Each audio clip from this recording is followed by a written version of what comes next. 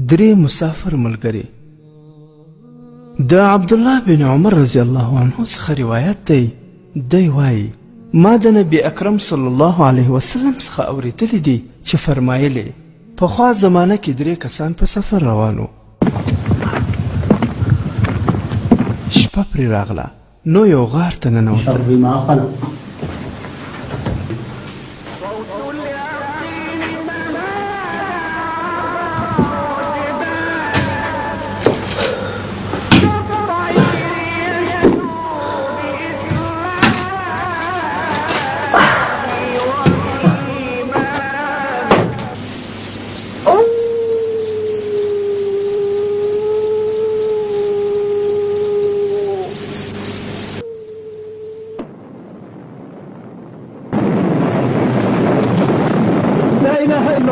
ناڅاپي یو کاڼی وښوید او د غار خولې ته وغورځېد.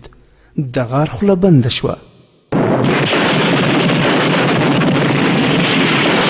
لقد سد علينا الكهف، لقد سد علينا الكهف.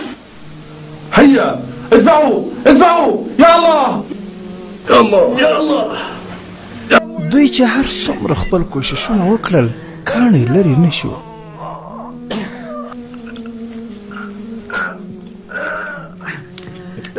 دوی په خپلو منځو کې دا فیصله وکړه چې هر یو خپل ښه کار بیان کړي او دعا دې وغواړي چې د غار له خولې نه کاڼی لرې شي. د یو روایت الفاظ دا دي چې تاسې لږ غوندې فکر وکړئ او داسې کوم عملیات کړئ چې تاسو د الله جل جلاله د رضا لپاره کړی وي او هماغه عمل واسطه وګرځوئ او د کاڼي د لرې کېدو دعا وغواړئ. د یو روایت الفاظ دا دي چې د کاڼي د غورځېدو له کبله د غار نشان ختم شو.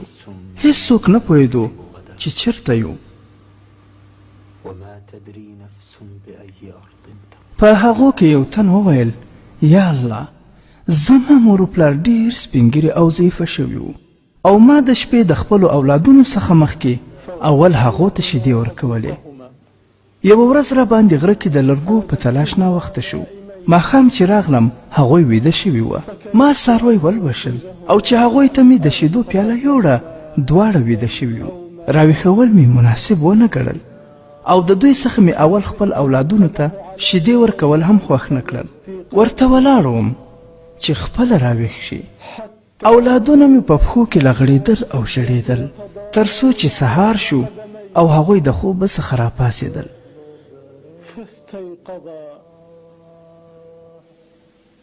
اطلب رضا الله في رضا الأبوين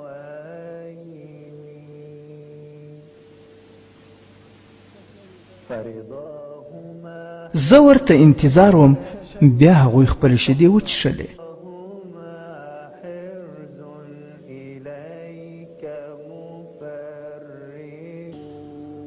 یا الله که ما دا کار خاص ستا د رضا دپاره کړی وي نو زموږ څخه دا تکلیف لرې که.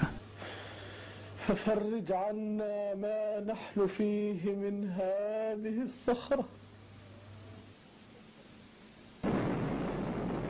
ګټه لږ شان وښویده خو دومره لرې نه شوه چې دوی د غاره څخه راووځي.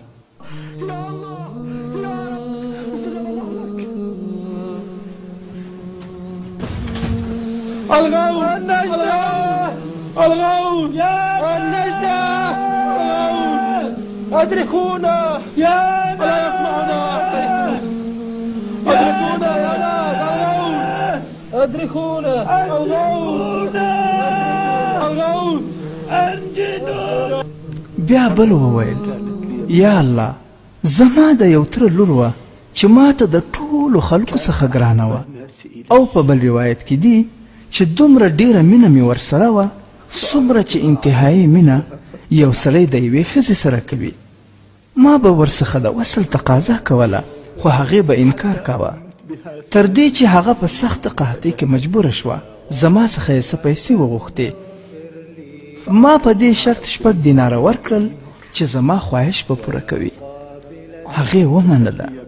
بیا چې کله ما قابو کړه او بل روایت کې دي بیا کله چې زه د هغې پښو منځ کې کېنستم راته یې وویل د الله څخه وبېرېږه او دا مهر په ناجایزه مه ماتوه. د دې خبرې په اورېدو ځنې لرې شوم. حال دا چې هغه زما ډېره خوښه وه او هغه دینارونه مې هم ورته پرېښودل. فانصرفت عنها. یا الله، که ما دا کار خاص ستا د رضا دپاره کړی وي، دا تکلیف زموږ څخه لرې کړه. عنا ما نحن فيه. ګټه نور هم وښویېده، خو دومره نه چې هغوی د غاره ځینې وتلي وای. الله أكبر الله أكبر.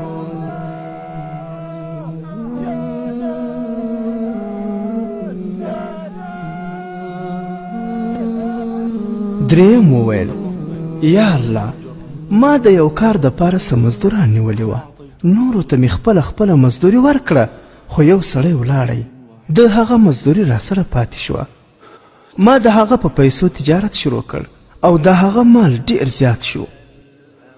څه موده پس هغه سړی راغی او د خپلې مزدورۍ تقاضا یې وکړه. ما ورته وویل دا څه مال چې ته وینې، میږي، بزې، غواګانې، اوښان او غلامان، دا ټول ستا مال دی. هغه راته وویل خندا راپورې مه کوه، زما مزدوري خو لږه وه. ما ورته وویل خاندم نه، واقعي دا ټول ستا مال دی، وړه. هغه ټول مال روان کړ، هیڅ شی هم پرې نه ښود.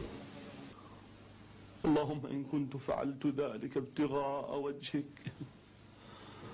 یا الله، که ما دا کار خالص ستا د رضا دپاره کړی وي، نو زموږ څخه دا تکلیف لرې کړه.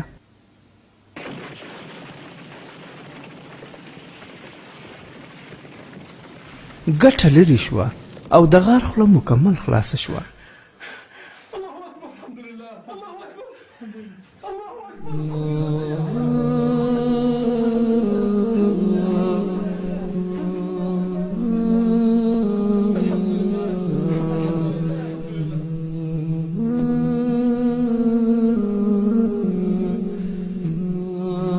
درې سره ملګري راووتل او په خپل سفر روان شول.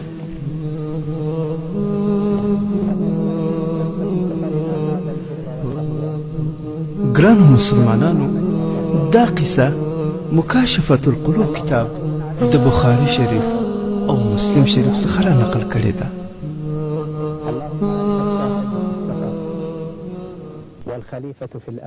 ګرانو مسلمانانو، په دې قصه کې موږ ته دوه درس دي. اول درس دا دی چې په ژوند کې چې هره نیکي کوې ضایع نه ځي.